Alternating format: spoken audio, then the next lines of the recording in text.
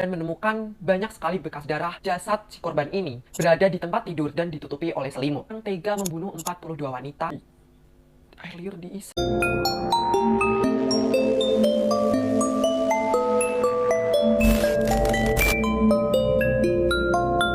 Hai everyone, gimana kabar kalian? Udah lama banget kita nggak ketemu, kita nggak ngebahas cerita-cerita horor. Karena gue kayaknya terakhir upload juga udah 4 bulan yang lalu deh. Bener apa enggak ya? It's well, I'm so sorry, it's okay. So, pada malam hari ini gue comeback untuk menghibur malam kalian. Oh iya, sebelum kita mulai video kali ini, buat kalian yang baru aja mampir ke channel YouTube Jeff Story, gue kasih waktu kalian buat klik tombol subscribe. Oke? Let's subscribe now. Sesuai dengan judul pada video ini, malam hari ini kita akan membahas tentang kasus pembunuhan berantai yang terjadi di Indonesia. For your information, dulu gue juga udah pernah bahas tentang kasus pembunuhan di Indonesia, namun yang masih jadi misteri. Buat kalian yang belum tahu, kalian bisa cek videonya yang ini guys. Oke, tanpa basa-basi, kita mulai video kali ini. Let's enjoy my video. Welcome to Scary Time. Kasus pembunuhan berantai di Indonesia yang pertama datang dari cerita Rian Jombang.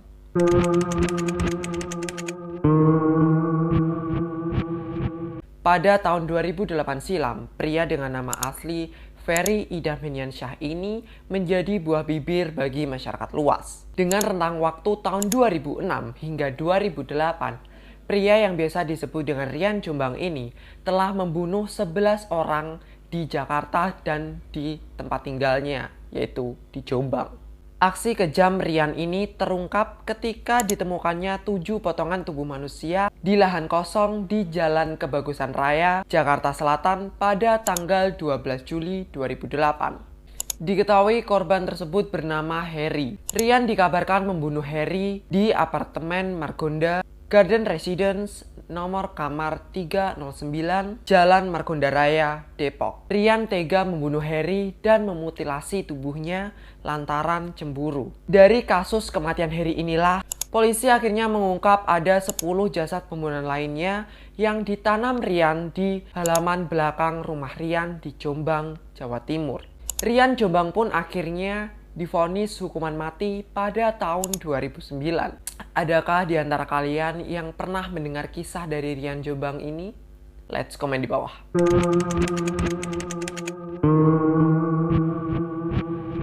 Yang kedua, ada kasus dari Bekuni. Bekuni lahir pada tahun 1961 atau yang biasa dikenal dengan sebutan Babe.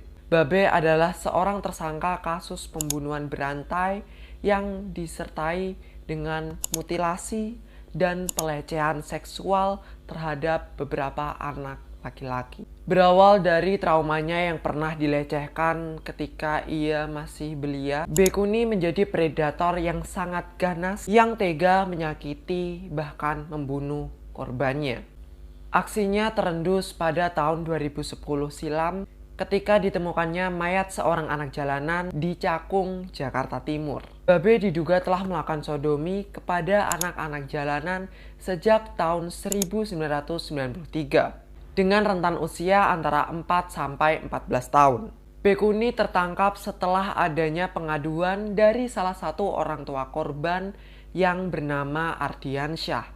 Ardiansyah yang pada saat itu berusia 9 tahun dikabarkan menghilang. Ardiansyah sendiri ditemukan tewas dengan kondisi tubuh yang sudah terpotong-potong pada tanggal 8 Januari 2010. Dan kepalanya pun tidak ditemukan pada saat itu juga, namun ditemukan keesokan harinya. Bekuni sendiri ditangkap di kediamannya di Gang Masjid Haji Dalam, Pulau Gadung, Jakarta Timur pada tanggal 9 Januari 2010. Polisi lantas mengusut kasus ini dan menemukan Bekuni adalah pelakunya. Mayat yang ditemukan pada tahun 2010 itu hanyalah satu dari 13 mayat lainnya. Bekuni mengaku telah menghabisi 14 anak jalanan dan semuanya adalah anak laki-laki. Dikutip dari berbagai sumber bahwa ternyata Bekuni ini melakukan sodomi kepada seluruh korbannya sebelum akhirnya ia membunuh dan memutilasi para korbannya. Atas perbuatannya ini pun Baekuni diganjar hukuman mati. Gue tuh kayak merasa geram gitu ya sama orang-orang yang tega sampai ngebunuh orang, apalagi ini masih anak-anak gitu. Yang masih anak-anak udah dilecehkan, habis itu dibunuh, dimutilasi. Oh my god. Emang predator banget nih orang. Oke, next.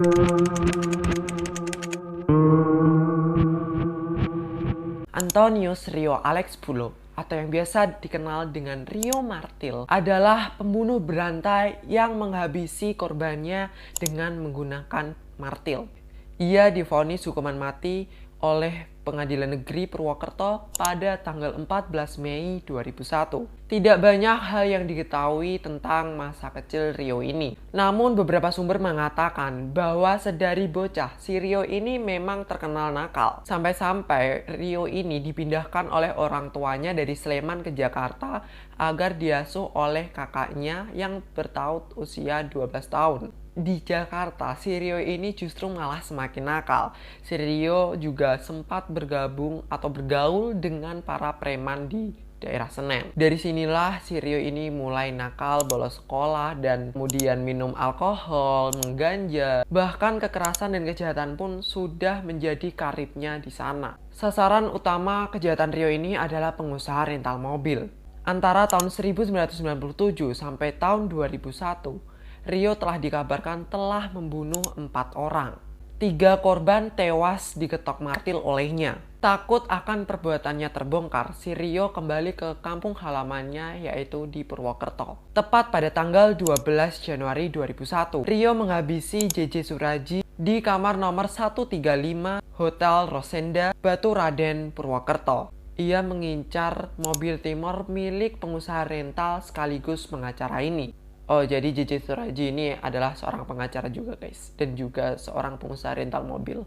Pada saat itu, petugas hotel yang mengetahui gerak-gerik Rio ini mulai curiga. Begitu Rio keluar dari kamarnya, petugas mengecek kamar itu dan menemukan banyak sekali bekas darah, bercak-bercak darah di dinding-dinding kamarnya. Dan sementara itu, jasad si korban ini berada di tempat tidur dan ditutupi oleh selimut. Dan pembunuhan ini pun menjadi penutup atau akhir dari perjalanan kriminal seorang Rio. Ia yang saat itu masih berada di halaman parkir berhasil ditangkap oleh petugas hotel dan diserahkan kepada polisi. Sebelum pada akhirnya divonis hukuman, si Rio ini juga kayak sempat meminta maaf kepada seluruh keluarga korban dan juga menyesali semua perbuatannya. Dia juga sempat mengajukan banding atas hukumannya, tapi itu semua sia-sia. Tepat pada tanggal 8 Agustus 2008, Rio Martil menjalani hukuman matinya. Jasadnya dimakamkan di TPU Sipoh di Kejawar, Banyumas. Sometimes gue mikir, terkadang tuh kayak manusia itu jauh lebih jahat daripada hantu itu. Jadi kayak lebih takut sama manusia daripada sama mereka yang tidak terlihat. Karena manusia bisa menyentuh kita, bisa mencekik, bisa membunuh kita, bahkan memutilasi kita kayak gini. Kalau hantu mah mungkin cuma sekedar seliweran, menampakkan diri, menakuti kita doang, tapi nggak bisa menyentuh kita. So, gimana pendapat kalian? Gimana komentar kalian? Let's komen di bawah.